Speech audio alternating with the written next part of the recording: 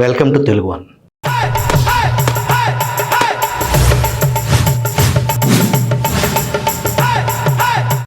ముంబైకి చెందిన కాదంబరి జత్వాని కేసు గురించి మీకు తెలుసు.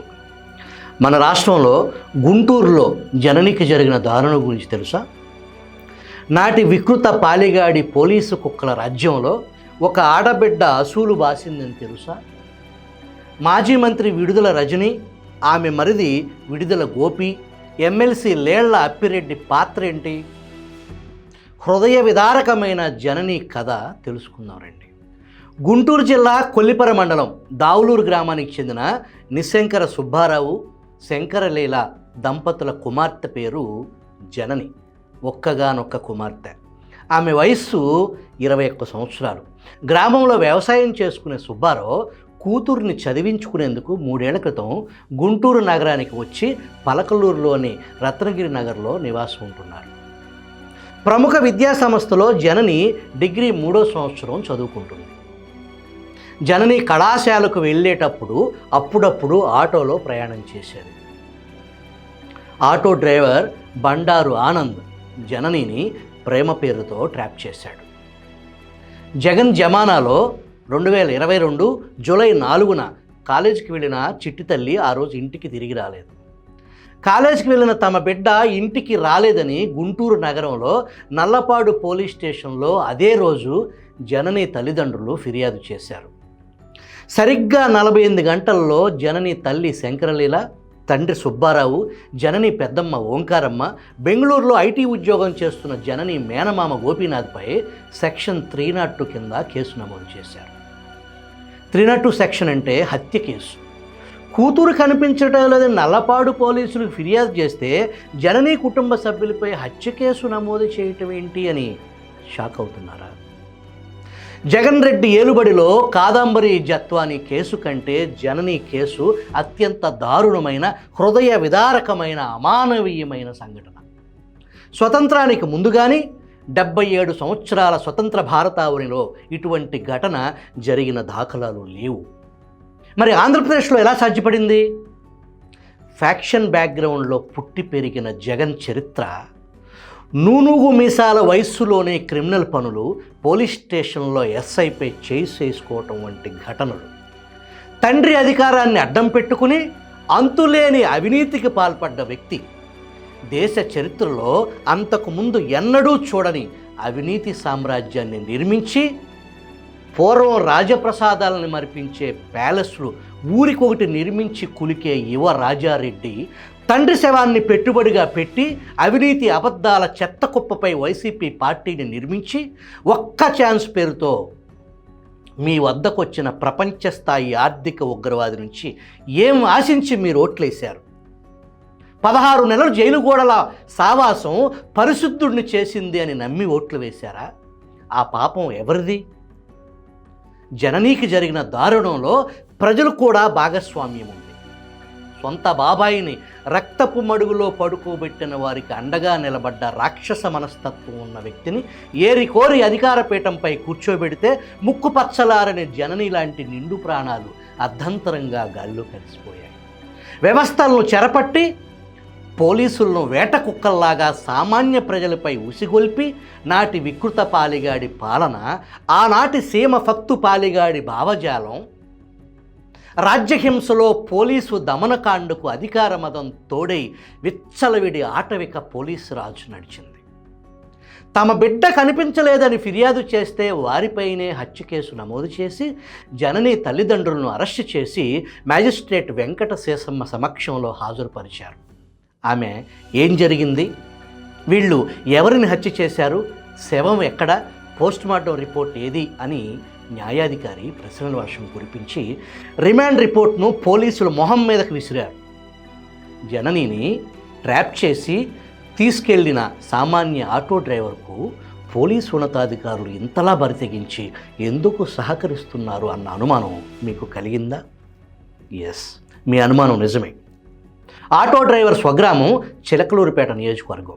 అతని బంధువులు స్థానిక ఎమ్మెల్యే విడుదల రజని దగ్గర పనిచేస్తున్నారు. ఇంకేముంది, గుంటూరు డిఎస్పీ జెస్సీ ప్రశాంతి కార్యాలయానికి ఫోన్లు మోగాయి.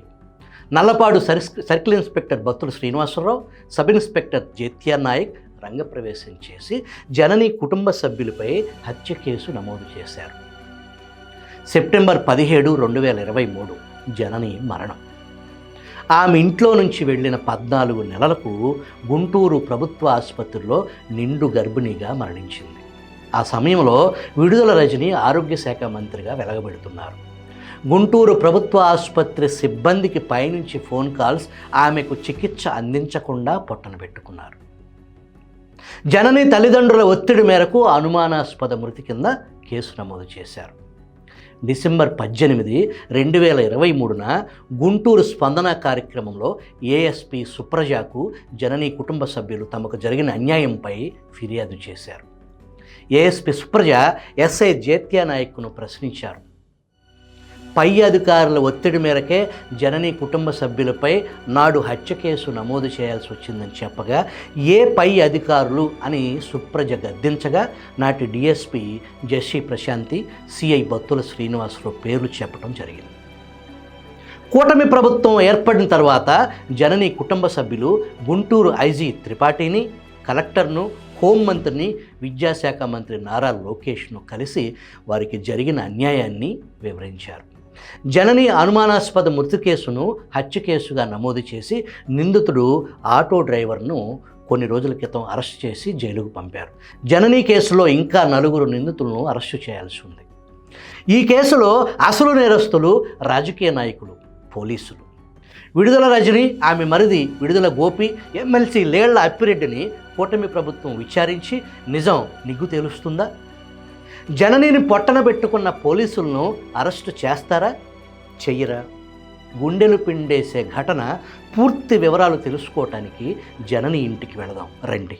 దయచేసి నేను కోరుకుంటుంది ఒకటే, చంద్రబాబు గారు ఈ రాజకీయాలు ఇవన్నీ మంత్రుల దగ్గరికి వెళ్ళటం కూడా నాకైతే అసలు నేను ఎప్పుడు వెళ్ళిందని కాదు. నా బిడ్డ కోసం నేను తిరగని చోటు లేదు, వెళ్ళని పోలీస్ స్టేషన్ లేదు, వెళ్ళని ఆఫీసు లేదు. కానీ అన్ని చోట్ల తిరిగా మాకు ఎక్కడ న్యాయం జరగల. ఇప్పుడు వరకు కూడా ఈ పోలీసులు, ఈ డాక్టర్లు వీళ్ళందరూ ఉన్నారని అంతకు ముందున్న ప్రభుత్వమే వీళ్ళు ఇప్పుడు వరకు సేవ్ చేస్తానే ఉంది. సార్ దయచేసి వీళ్ళందరినీ మీ ద్వారా మళ్ళీ అందరి చేత నోరు ఇప్పించి మీరు నా కూతురికి చనిపోయినందుకు దాని నాకు మనశ్శాంతిని కలిగించాలని మిమ్మల్ని వేడుకుంటున్నాను సార్.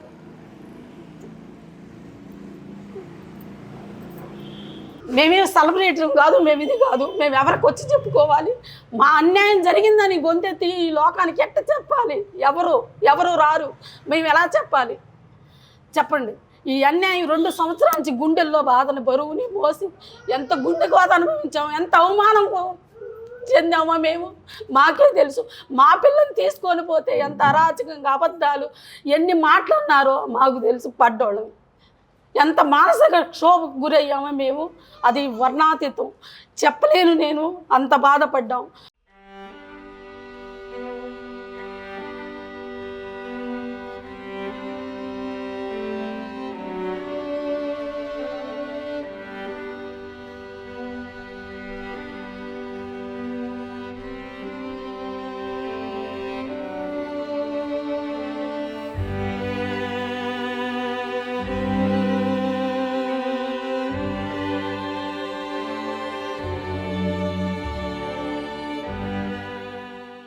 నమస్తే అండి.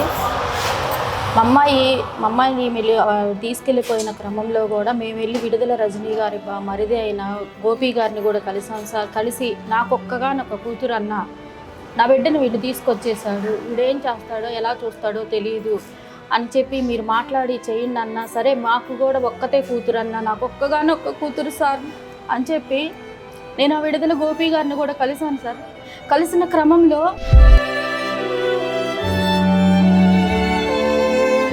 దయచేసి నేను కోరుకుంటుంది ఒకటే, చంద్రబాబు గారు ఈ రాజకీయాలు ఇవన్నీ మంత్రుల దగ్గరికి వెళ్ళటం కూడా నాకైతే అసలు నేను ఎప్పుడు వెళ్ళిందని కాదు.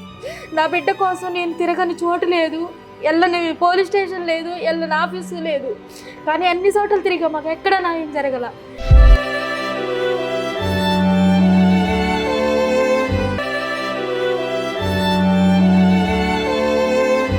ఎలా బతకాలి? ఈరోజు ఈ ప్రభుత్వం రాకపోయినట్టయితే కూటమి ప్రభుత్వం నిజంగా మేము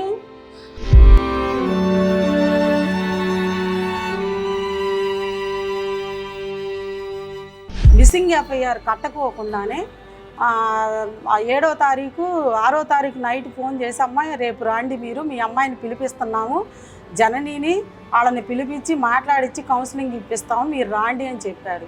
ఎస్పీ గారికి కంప్లైంట్ చేస్తారా, అక్కడికి వెళ్తారా, ఎవరి దగ్గరికి వెళ్ళినా తిరిగి నా దగ్గరికి రావాల్సిందే అని బత్తుల శ్రీనివాసరావు దుర్భాషలాడి బూతులు తిట్టి మా అమ్మాయి మా చెల్లెల ఫోను మా మరిది ఫోన్ ఇద్దరు ఫోన్లు లాక్కొని పక్కన కూర్చోండి మీరే అని చెప్పేసి జడ్జి గారు తప్పుడు కేసు అని చెప్పేసి ఇట్లా గీత కొట్టేసి విసిరేశారు. కాగితాలు కూడా జైతే నాయక్ గారికి ఇవ్వాల. బత్తుల శ్రీనివాసరావు గారు ఫోన్ చేసి మేడం గారు వీళ్ళని రిటర్న్ పంపించారు, పేరైతే అనలేదు మేడం అన్నారు.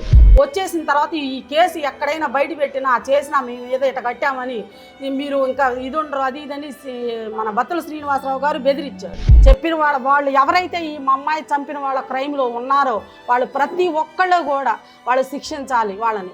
తప్పకుండా మా అమ్మాయి ఒక్కగానికో కూతురు, నా చెల్లెలకి నాకు ఒక్కతే కూతురు అండి. అల్లారు ముద్దుగా పెంచుకున్న బిడ్డని నిలువున చంపేసి శవం చేసి అక్కడ పండబెట్టి మాకు చెప్తారా? మా పిల్ల నొప్పులు పడుతున్నప్పుడు నిజంగా మీరు చంపనోళ్ళు అయితే ఎందుకు చెప్పలేదు?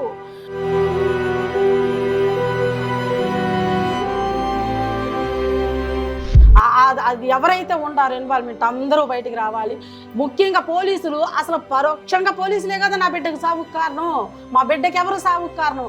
ఆ రోజు మీరు చేయాల్సిన డ్యూటీ చేయకోకుండా తప్పుడుగా మా పైన కేసు కట్టి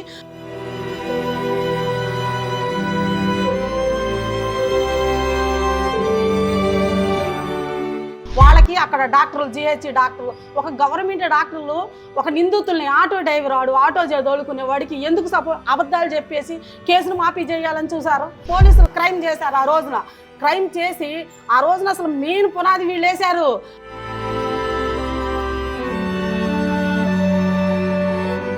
ఈ అన్యాయం చెప్పాలంటే ఎంత ఇదిగా ఉందో, ఇంత దారుణమైన జద్వానీ కేసులో కూడా లేదండి. వాళ్ళు కేసు కూడా ఇంత మర్డర్ కేసు ఎట్లా శవం లేకుండా చంపకుండా మర్డర్ కేసు ఎట్లా? అప్పుడు ఎవరు ఉండారు వెనకమాల అందరినీ తేల్చి మన చంద్రబాబు నాయుడు గారి దృష్టికి మీరు తీసుకెళ్లాలని, నారా లోకేష్ గారి దృష్టికి తీసుకెళ్ళాలి, పవన్ కళ్యాణ్ గారి దృష్టికి కూడా వెళ్ళాలండి. ఒక ఆడపిల్ల ఇదిగా అయింది కాబట్టి పవన్ కళ్యాణ్ గారి దృష్టికి కూడా తీసుకెళ్ళి మాకు న్యాయం చేసి వీళ్ళందరినీ కూడా ఒక చట్ట ప్రకారంగానే శిక్షించాలని కోరుకుంటున్నాం మాకు జరిగిన అన్యాయానికి. జనని మాతృమూర్తి శంకరలీల ఉన్నారు. అమ్మా నమస్కారం. నమస్తే అండి. ఏం జరిగిందమ్మా? 2022 జూలై 4వ తారీఖు మా అమ్మాయి మిస్ అయింది సార్, కనపడలేదు. మా తమ్ముడు బయటికి వెళ్ళాడు, అమ్మాయి కనపడతలేదయ్యా అని ఫోన్ చేయగానే అప్పుడు ఎమ్మటే సౌత్ డిఎస్పీ జెసి ప్రశాంతి మేడం దగ్గరికి వెళ్ళి మా అమ్మాయి ఇలా మిస్ అయింది మేడం కనపడలేదని ఫోన్ చేసి ఆమె దగ్గరికి వెళ్ళి చెప్పాడు. చెప్పగానే ఆమె ఎమ్మటే నల్లగొండ స్టేషన్కి ఉన్న అప్పుడు ఫోన్ చేసి ఒక ఎస్ఐ గారిని మా ఇంటి దగ్గరికి పంపించారు. ఎలా మిస్ అయింది ఏంటనేది. మేము మిస్సింగ్ కంప్లైంట్ ఇవ్వండి అమ్మ స్టేషన్కి వచ్చి అని అన్నారు. అప్పుడు ఉన్న నల్లబోడు స్టేషన్ బత్తుల శ్రీనివాసరావు గారి దగ్గరికి వెళ్ళి మిస్సింగ్ కంప్లైంట్ ఇచ్చాము సార్. సిఐ బత్తుల శ్రీనివాసరావు గారు. మీరు ఈ విషయాన్ని మీ అమ్మాయి మిస్ అయింది అనేది ముందు జెస్సీ ప్రశాంతి అనే గుంటూరు సౌత్ డిఎస్పీ దృష్టికి తీసుకెళ్లారు. అసలు ఆమెకే ఫస్ట్ ఇన్ఫార్మ్ చేసింది కూడా. ఆవిడ నల్లపాడు స్టేషన్కి వెళ్ళండి అని చెప్పేసి ఈ సిఐ బత్తుల శ్రీనివాస దగ్గరికి పంపించారు. ఎస్ఐ గారిని మాకు పంపించారు. మా తమ్ముడికి ఫోన్ నెంబర్ కూడా ఎస్ఐ గారికి ఇచ్చి ఇతనికి ఫోన్ చేయి, ఇతను అడ్రస్ చెప్తాడు, నువ్వు వెళ్ళి అక్కడ ఎంక్వైరీ చేయని అంటే ఆ ఎస్ఐ గారు ఫోన్ చేస్తే మా తమ్ముడు ఆయన కలిసే వచ్చారు. ఎస్ఐ పేరు ఆంజనేయ ఏడుకొండల గారు. ఏడుకొండలు బత్తుల శ్రీనివాసు ఏడుకొండలు మిస్సింగ్ కంప్లైంట్ ఇచ్చాము. ఆ రోజు జూలై 4వ తారీఖు మిస్సింగ్ కంప్లైంట్ని వెళ్ళి నేను నల్లబొట్ట స్టేషన్లో ఉన్న సిఏ గారికి ఇచ్చాము, బత్తుల శ్రీనివాసరావు గారికి. జనని పెద్దమ్మ ఓంకారం ఉన్నారు. ఓంకారం గారు, ఏం జరిగింది? ఆ జనని కంప్లైంట్ మిస్ అయిందని చెప్పేసి కంప్లైంట్ ఇచ్చారు మీ తమ్ముడు. నమస్తేనండి, నా పేరు ఓంకారమ్మ, మాది రత్నగిరి నగర్, గుంటూరు రత్నగిరి నగర్. మా అమ్మాయి పలకలూరు రోడ్లో ఉన్న విజ్ఞాన్ కాలేజీలో డిగ్రీ ఫైనల్ ఇయర్ చదువుతుంది. జనని మా చెల్లెలి కూతురు ఎక్కడి నుంచే వెళ్తుంది. ఆ క్రమంలోనే ఆటో ఎక్కే క్రమంలో ఆటో ట్యాప్ చేసి మా అమ్మాయిని ప్రేమ అనే పేరుతోటి తీసుకెళ్ళిపోయాడు. క్రమంలో మేము నల్లబోడ స్టేషన్కి కంప్లైంట్ ఇవ్వగా నల్లబోడ బత్తుల శ్రీనివాసరావు గారు కంప్లైంట్ తీసుకొని మిస్సింగ్ ఎఫ్ఐఆర్ కట్టకోకుండానే 7వ తారీఖు 6వ తారీఖు నైట్ ఫోన్ చేసి అమ్మాయి రేపు రాండి మీరు, మీ అమ్మాయిని పిలిపిస్తున్నాము, జననిని వాళ్ళని పిలిపించి మాట్లాడించి కౌన్సిలింగ్ ఇప్పిస్తాము, మీరు రాండి అని చెప్పారు. సరేనని చెప్పేసి నా చెల్లెలు పిల్ల తల్లిదండ్రులు ఇద్దరు వెళ్ళారు. నల్లబోట్ స్టేషన్కి వెళ్ళగా ఆ రోజు మొత్తం కూడా కూర్చోబెట్టి ఫోన్లు తీసుకొని కూర్చోబెట్టి నైట్ దాకా కూర్చోబెట్టి ఇవాళ రావట్లేదమ్మా రేపు రండి అలా 3 రోజులు తెప్పించుకున్నారు. ఏంటో ఇలా డౌట్ వచ్చి మా చెల్లెలు మా మరిది ఇద్దరు కలిసి స్పందనాలో 11వ తారీఖు జూలై 11వ తారీఖు సోమవారం స్పందనాలో పెట్టారు ఎస్పీ గారు ఆఫీసు. పెట్టగా ఎస్పీ గారు ఫోన్ చేసి ఏంటి వీళ్ళ పిల్లని పిలిపిస్తామని మిస్సింగ్ ఎఫ్ఐఆర్ ఇస్తే కట్టి ఏం చేయలేదంట అని చెప్పేసి ఆయన అనగానే ఇక్కడ వెళ్ళిపోండి అమ్మ మీరు ఈరోజు సీఏ గారు పిలిపిస్తారు మీ అమ్మాయిని మాట్లాడండి అని చెప్పారు. చెప్పగా నల్లపాడు పోలీస్ స్టేషన్కి మా చెల్లెలు మా మరిది వెళ్ళారు. వెళ్ళంగానే మీరు ఎస్పీ గారికి కంప్లైంట్ చేస్తారా, అక్కడికి వెళ్తారా, ఎవరి దగ్గరికి వెళ్ళినా తిరిగి నా దగ్గరికి రావాల్సిందే అని బత్తుల శ్రీనివాసరావు దుర్భాషలాడి బూతులు తిట్టి మా చెల్లెల ఫోను మా మరిది ఫోన్ ఇద్దరు ఫోన్లు లాక్కొని పక్కన కూర్చోండి మీరే అని చెప్పేసి, ఎందుకండి మా అమ్మాయి పోతే మా మీద పక్కన కూర్చోమంటారు ఏంటండి అని మా అమ్మాయి ప్రశ్నించి అడగ్గా నోరెత్తిందంటే దీన్ని వేయండిరా అని చెప్పేసి బూతులు మాట్లాడి ఫోన్లు లాక్కొని మీ ఆధార్ కార్డులో చెప్పమని అలా హింసించి ఆ రోజంతా 6:30 ఆ టైంలో అరెస్ట్ చేసి ఎందుకండి అరెస్ట్ చేస్తున్నారు అంటే మీ కూతురు 20 ఏళ్ళు పెంచిన నీ కూతురే కంప్లైంట్ ఇచ్చిందని చెప్పేసి ఆ రోజు మాకు తెలియదు ఎవరు ఇచ్చారు కంప్లైంట్ చూపించలా ఏమీ లేదు ఎవరికి ఇన్ఫార్మ్ చేయాలి అరెస్ట్ చేస్తున్నామని చెప్పేసి మన కోర్టుకి తీసుకెళ్లారు. మొబైల్ కోర్టుకి 6:30 ఆ టైంలోనేమో గవర్నమెంట్ హాస్పిటల్లో టెస్టులు చేయించి ఇద్దరిని అరెస్ట్ చేస్తున్నామని చెప్పేసి జేతే నాయక్ గారు నల్లబాడు ఎస్ఐ గారు జేతే నాయక్ గారు తీసుకొని జడ్జి గారు ముందుకు తీసుకెళ్లారు. జడ్జి గారు ముందుకు తీసుకెళ్ళినప్పుడు ఆ క్రమంలోనే జడ్జి గారు ఎవరు అమ్మాయి మిస్ అయ్యిందంటే వీళ్ళ అమ్మాయి మిస్ అయితే బాధితులను అరెస్ట్ చేశారేంటి కేసు అని చెప్పేసి చదువుకునే కట్టావా, ఇది ఏం కేసు కట్టావు, ఈ శవం ఎక్కడ, ఎమ్మెల్సీ ఎక్కడ, 302 ఎందుకు కట్టావు అని చెప్పేసి జడ్జి గారు అడిగారండి. వీళ్ళిద్దరి మీద మర్డర్ కేసు పెట్టారా? ఇద్దరి మీద కాదు, A1 నేను పిల్ల పెద్దమ్మని A1, A2 పిల్ల మేనమామ మా తమ్ముడు, A3 తల్లి, A4 తండ్రి, నలుగురు పైన మర్డర్ కేసు 302 రెద్విత్ అని చెప్పేసి సెక్షన్ లో పెట్టి మీరు హత్య చేశారని మీ మీద కేసు పెట్టారు. ఎవరిని చేశారు? ఎవరిని అసలు శవం లేదు ఏమి లేదు మాట అన్నామంట. అది కూడా మాకు ఈ స్టేషన్ లో తెలియదు. జడ్జి గారి ముందుకు వెళ్ళినా తెలిసింది అసలు హత్య ఏంటి, హత్య వ్యవహారం ఏంటి అనేది మాకు అప్పుడు కూడా కంప్లైంట్ ఎవరు ఇచ్చారో కూడా చెప్పలేదు. మాకు ఎవరిచ్చారో మీ అమ్మాయి ఇచ్చిందనే పదమే చెప్తున్నారు. ఇచ్చింది ఎవరు? వల్లిపు అంకలక్ష్మి ఇచ్చింది కంప్లైంట్. అంటే పిల్ల మేనమామ తీసుకెళ్ళాడు. పిల్లగాడు ఆటో డ్రైవర్ మేనమామ భార్య ఇచ్చింది. ఓకే, మేనమామ భార్య ఆటో డ్రైవర్. కానీ మేము వాళ్ళ ఇంటికి వెళ్ళింది ఎవరి మన నల్లబాడు ఎస్ఐ గారితో వెళ్ళాం. ఏడుకొండల ఎస్ఐ గారితో సమక్షంలోనే మీరు వాళ్ళ ఇంటికి వెళ్ళాము. పిల్ల అక్కడ ఉందా లేదా చూడటానికి. అవును, ఆ వెళ్ళిన దానికి ఆ హత్య చేసేసారు అనేది మీ మీద అటెంప్ట్ మర్డర్ కాదు, ఏకంగా హత్య పెట్టేశారు. హత్య జరిగినట్టు ఒక ఎస్ఐ గారు అసలు మేము వాళ్ళని మాట్లాడించాలి. ఒక ఎస్ఐ గారే మాట్లాడి అడిగారు. అడిగిన క్రమంలో మేము రాండమ్మా మీరు వచ్చి కంప్లైంట్ ఇవ్వండి అన్నారు. ఎస్ఐ గారితో కలిసి మేము వెళ్ళాము. వెళ్ళినా కూడా మా పైన మర్డర్ కేసు కట్టామని చెప్పేసి అప్పుడు జడ్జి గారు ముందుకు వెళ్ళేదాకా మాకు తెలియదు. జడ్జి గారు ఏమన్నారు? జడ్జి గారు తప్పుడు కేసు అని చెప్పేసి ఇట్లా గీత కొట్టేసి ఇసిరేశారు. కాగితాలు కూడా జేతే నాయక్ గారికి ఇవ్వాల, ఎస్ఐ గారి చేతికి ఇవ్వకుండా ఇసిరేసి ముందు మిస్సింగ్ ఎఫ్ఐఆర్ కట్టి కౌన్సిలింగ్ ఇప్పించి పిల్లని పిలిపించి కౌన్సిలింగ్ ఇప్పించండి అని చెప్పేశారు. మా చెల్లెళ్ళ ముందే చెప్పి పంపించేశారు. రిటర్న్ పంపించిన తర్వాత ఇంటికి పంపించకుండా మళ్ళీ స్టేషన్కి తీసుకెళ్ళి 12:30 ఇంటి దాకా కూర్చోబెట్టుకున్నారు. స్టేషన్లోనే కూర్చోబెట్టి 12:30 అప్పుడు వదిలేరు. మళ్ళీ రేపు రాండి ఆ టైంలో ఆ క్రమంలోనే మన బత్తుల శ్రీనివాసరావు గారు ఫోన్ చేసి మేడం గారు వీళ్ళని రిటర్న్ పంపించారు, పేరైతే అనలేదు మేడం అన్నారంట. మా చెల్లెళ్ళోళ్ళే కాబట్టి అరెస్ట్ అయింది. ఆ టైంలో మేము లేవు కాబట్టి మా చెల్లెలు ఫోన్లో అవతల మేడం ఎవరో ఉన్నారు. మేడం గారు వీళ్ళని రిటర్న్ పంపించారు, ఏం చేయాలి 4 రోజులు తిప్పించుకొని అప్పుడు ఫోన్లు ఇచ్చి పంపిస్తా, ఏదో 1 CRP ఏదో నాకు ఆ పేర్లు రాదండి, వాటి మీద సంతకాలు పెట్టించుకున్న బలవంతాన పార్ట్ 2 CRP మీద నోటీస్ మీద సంతకం పెట్టించుకోవడానికి 4 రోజులు తిప్పించి మేము 12వ తారీఖు నేను మా చెల్లెలు మా మరిది ముగ్గురు వెళ్ళాం. మా తమ్ముడు లేడు, బెంగళూరులో ఉన్నాడు అబ్బాయి అని వెళితే వాడిని తీసుకురండి, వాడు కూడా వస్తేనే అందరూ వచ్చి సంతకాలు పెట్టాలి. మీ పైన కేసు లేదనుకుంటున్నారా? ఉంది ఇంకా మీ పైన కేసు. మీ పిల్ల దగ్గరికి వెళ్ళినా చేసినా మిమ్మల్ని లోపలేస్తాం. పిల్లని పిలిపించరు, కంటితో చూపించలే. ఇక్కడ పిలిపించలేదండి మా పిల్లని, స్టేషన్కి పిలిపించలా. మిస్సింగ్ ఎఫ్ఐఆర్ అప్పుడు కూడా జడ్జి గారు చెప్పినా కూడా కట్టలేదు, జడ్జి అమ్మగారు చెప్పినా కూడా కట్టలేదు. మిస్సింగ్ ఎఫ్ఐఆర్ కట్టి పిల్లల్ని పిలిపించకపోగా మమ్మల్ని బెదిరించి 14వ తారీఖు మా తమ్ముడు వచ్చిన తర్వాత నలుగురు చేత బలవంతాన మా అబ్బాయి చదువుకున్నాడు కాబట్టి ఎందుకు పెట్టాలండి, మేము పెట్టమని క్వశ్చన్ చేసి అడిగినా కూడా పెద్దగా రంకిలేసి ఎగబడుతుంది. నేనే వద్దయ్యా పెట్టయ్యా అని చెప్పేసి ఏడిసి పెట్టి వచ్చేసాం. మేము వచ్చేసిన తర్వాత ఈ కేసు ఎక్కడైనా బయట పెట్టినా చేసినా మేము ఏదో ఇట్లా కట్టామని మీరు ఇంకా ఇది ఉండరు అది ఇదని మన బత్తుల శ్రీనివాసరావు గారు బెదిరించాడు. బెదిరించినా కూడా మేము జెస్సీ ప్రశాంతి మేడం గారి దగ్గరికే ఫస్ట్ వెళ్ళాం కాబట్టి మళ్ళీ ఇలా మా పైన తప్పుడు కేసు కట్టారు అని వెళ్ళామండి. మళ్ళీ వెళ్ళాం, మా చెల్లెలు నేను ఇద్దరం వెళ్ళాం చెబుతామని. డిఎస్పీ జెస్సీ ప్రశాంత్ దగ్గరికి వెళ్ళాం. ఈ జరిగిన స్టోరీ చెప్పారు ఆవిడకి, చెప్పడానికి వెళ్తే అక్కడ ఉన్న సీసీలు ముందు వాళ్ళని కలిసినాక మేడం గారిని కలిపిస్తారు. మేము అడిగితే మీరు మేడం గారిని కలవరంటే ఇప్పుడు మిమ్మల్ని అన్నారు. కలవనివ్వకుండా 2 సార్లు అలా కలవనిపోయిన క్రమంలో మేము ఏం చేసామంటే ఫోన్ చేసాం. ఎవరికి? జెస్సీ ప్రశాంతి మేడం గారికి ఫోన్ చేసాం. ఫోన్ చేసి మేడం గారు మమ్మల్ని తప్పుడుగా మా పిల్ల పోతే మాపైన అరెస్ట్ చేసి మమ్మల్ని లోపల వేయాలని చూస్తారు, తప్పుడు కేసు కట్టారు మేడం, మీరు ఏ తప్పు చేయకుండా కేసు ఎందుకు కడతారమ్మని ఫోన్ పెట్టేశారు ఆవిడ. అంటే ఆవిడకి మొత్తం తెలుసు స్టోరీ, తెలుసు. మరి తెలియకపోతే మనకు అది మాకు తెలియదు. తర్వాత మాకు ఎంక్వైరీ క్రమంలో జేతే నాయక్ గారే ఒప్పుకున్నారు, మేడం గారు కట్టమంటేనే నేను కట్టాను. ఈ క్రమంలో జరుగుతున్నప్పుడు మేము ప్రశాంత్ మేడం గారికి ఫోన్ చేస్తే ఈ మాట అని ఫోన్ పెట్టేశారు. ఇంకా మేము ఎక్కడికి వెళ్ళాల ఆ కేసు విషయం ఎక్కడ, ఎందుకంటే మా పిల్లని ఏమైనా చేస్తారు, వాళ్ళ చేతిలో మా పిల్ల ఉంది, మమ్మల్ని చూడనివ్వట్లా. 1 నెలంతా అసలు పిల్లని కాని రానికోకుండా ఆ ఊరు తీసుకెళ్ళిపోయారు చెన్నై తీసుకొని పోతే వచ్చి మళ్ళీ మేము మేడం గారి దగ్గరికి వచ్చాడు. ఇక మేడం గారు మా అమ్మాయిని కనిపించుకొని చేశారు, మా అమ్మాయిని ఏం చేస్తారో తెలియదు మేడం గారు, మాకు భయం వేస్తుందంటే మీ అమ్మాయిని ఇక్కడికి రావద్దు, మీరు ఈ స్టేషన్కి రావద్దు, మీరు నాదేళ్ల స్టేషన్కి వెళ్ళండి, అక్కడి నుంచి వెళ్ళిపోతే మా దగ్గరికి వచ్చారైందని అన్నారు మేడం గారు. ఏ మేడం? జెస్సీ ప్రశాంతి మేడం గారు, డిఎస్పీ గారు.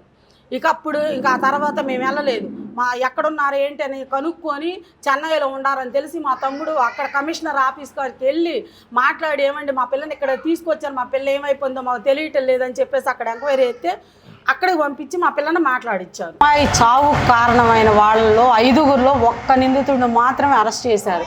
ఈ సంవత్సరం తర్వాత ఎంక్వైరీలో మాకు రిటైల్ ఎంక్వైరీ ఈ ప్రభుత్వం వచ్చిన తర్వాత, మన కూటమి ప్రభుత్వం వచ్చిన తర్వాత వేసిన ఎంక్వైరీలో నిందితులుగా వాళ్ళు తేలారు. ఆ ఎంక్వైరీలో వాళ్ళల్లో ఒకళ్ళనే అరెస్ట్ చేశారు కదమా. 4 ఎవరైతే ప్రత్యక్షంగా చంపిన వాళ్ళల్లో 5, పరోక్షంగా వాళ్ళు మా పిల్ల చావుకు కారణమైన వాళ్ళు పోలీసులు, అప్పుడు నల్లబాడు పోలీసు వారు, మన సిఏ గారు బత్తుల శ్రీనివాసరావు గారు, జేతే నాయక్ గారు ఎస్ఐ గారు, జెస్సీ ప్రశాంతి మేడం గారు, ఈ 3 కలిసి కుట్రతోటి మా పైన తప్పుడు కేసు కట్టి మమ్మల్ని నిర్బంధించి మా కూతుర్ని ఏం చెయ్యాలని చెప్పేసి మాకు కేసు కట్టారు. అది తెలియాలి ఫస్ట్, వాళ్ళ నోటి నుంచి బయటికి నిజాలు రావాలి. ఎవరు కట్టమంటే కట్టారు, ఏ రాజకీయ నాయకులు కట్టమంటే, అప్పుడున్న వైసీపీలో ఉన్న రాజకీయ నాయకులు కట్టమంటేనే కట్టారా, ఎవరు వాళ్ళందరూ బయటికి రావాలి. ఈ ఒక్కళ్ళతోటో ఈ 5గురితోటో ఆగకూడదు. నా కూతురు చంపడానికి కారణం వీళ్ళందరూ కూడా పథకం ప్రకారంగా మా పైన తప్పుడు కేసు కట్టి మమ్మల్ని నిర్బంధించి మా పిల్లని ఏం చేశారు, అసలు వాళ్ళ దగ్గర ఉన్న 14 నెలలు ఏం చేశారు, ఎవరెవరు ఏం చేశారు, ఆ నిజాలన్నీ బయటకు వస్తేనే మా పిల్లని చంపారా చెప్పండి, అదన్నీ నిజాలు తేల్చాలి. ఇంతమంది ఇప్పుడు కుట్ర పని మా పిల్లని ఇంత దారుణంగా చంపేసినా కూడా కేసు లేకుండా చెయ్యాలి అని చూశారు అంటే ఎవరెవరు ఇందులో ఇన్వాల్వ్ అయి ఉన్నారు వాళ్ళందరూ బయటికి రావాలి. కుట్ర ఎవరు పన్నారు, ఎవరు కట్టమంటే జెస్సీ ప్రశాంతి మేడం గారు కట్టమని వీళ్ళకి ఎస్పీగా మన బత్తుల శ్రీనివాసరావు గారికి, జేతే నాయక్ గారికి చెప్పారు. వాళ్ళ నోటితోట సోయానా ఎంక్వైరీలో చెప్పారంటే అప్పుడు ఎవరు ఉండాలి వెనక వాళ్ళందరినీ తేల్చి మన చంద్రబాబు నాయుడు గారి దృష్టికి మీరు తీసుకెళ్లాలని, నారా లోకేష్ గారి దృష్టికి తీసుకెళ్ళాలి, పవన్ కళ్యాణ్ గారి దృష్టికి కూడా వెళ్ళాలండి. ఒక ఆడపిల్ల ఇదిగా అయింది కాబట్టి పవన్ కళ్యాణ్ గారి దృష్టికి కూడా తీసుకెళ్ళి మాకు న్యాయం చేసి వీళ్ళందరినీ కూడా ఒక చట్ట ప్రకారంగానే శిక్షించాలని కోరుకుంటున్నాను. మాకు జరిగిన అన్యాయానికి మాకు చేయమని చెప్పేసి మీ ద్వారా, మీ టీవీ ద్వారా నేను అడుగుతున్నాను. ప్రేక్షకులందరినీ కూడా దయచేసి దీన్ని మాకు సపోర్ట్ చేసి ఈ నిందితుల్ని శిక్షించేలాగా మాకు చేయమని కోరుకుంటున్నాను. నమస్తే అండి. మా అమ్మాయిని తీసుకెళ్ళిపోయిన క్రమంలో కూడా మేము వెళ్ళి విడుదల రజనీ గారి మరిది అయిన గోపి గారిని కూడా కలిసాం సార్. కలిసి నాకొక్కగానొక కూతురు అన్న, నా బిడ్డను వీడు తీసుకొచ్చేసాడు, వీడేం చేస్తాడో ఎలా చూస్తాడో తెలియదు అని చెప్పి మీరు మాట్లాడి చేయండి అన్నా సరే, మాకు కూడా ఒక్కతే కూతురు అన్న, నాకు ఒక్కగానొక్క కూతురు సార్ అని చెప్పి నేను ఆ విడుదల గోపి గారిని కూడా కలిశాను సార్. కలిసిన క్రమంలో ఆయన ఏం మాట్లాడుకోకుండా నేను చూస్తాలే అమ్మ అని అన్నారు. ఇక అంతే వెళ్ళిపోయారు. అప్పుడు ఇంక తిరిగి వచ్చేసాం సార్ మేము. దయచేసి నాకు ఒక్కగానొక్క కూతుర్ని నాకు లేకోకుండా చేసిన ప్రతి ఒక్కళ్ళు, ఈ ప్రభుత్వం కానీ అప్పుడున్న ప్రభుత్వ నాయకులు వీళ్ళకి అండగా ఉన్నందుకు వాళ్ళని అందరినీ ఎవరెవరైతే ఉన్నారో ప్రతి ఒక్కళ్ళని, నా బిడ్డని సావు కారణమైన ప్రతి ఒక్కళ్ళని దయచేసి నేను కోరుకుంటుంది ఒకటే, చంద్రబాబు గారు ఈ రాజకీయాలు ఇవన్నీ మంత్రుల దగ్గరికి వెళ్ళటం కూడా నాకైతే అసలు నేను ఎప్పుడు వెళ్ళిందని కాదు. నా బిడ్డ కోసం నేను తిరగని చోటు లేదు, వెళ్ళని పోలీస్ స్టేషన్ లేదు, వెళ్ళని ఆఫీసు లేదు. కానీ అన్ని చోట్ల తిరిగా మాకు ఎక్కడ న్యాయం జరగల. ఇప్పుడు వరకు కూడా ఈ పోలీసులు, ఈ డాక్టర్లు వీళ్ళందరూ ఉన్నారని అంతకు ముందున్న ప్రభుత్వమే వీళ్ళు ఇప్పుడు వరకు సేవ్ చేస్తానే ఉంది సార్. దయచేసి వీళ్ళందరినీ మీరే మీ ద్వారా మళ్ళీ అందరి చేత నోరు ఇప్పించి మీరు నా కూతురికి చనిపోయినందుకు దాని మనశ్శాంతిని, నాకు మనశ్శాంతిని కలిగించాలని మిమ్మల్ని వేడుకుంటున్నాను సార్.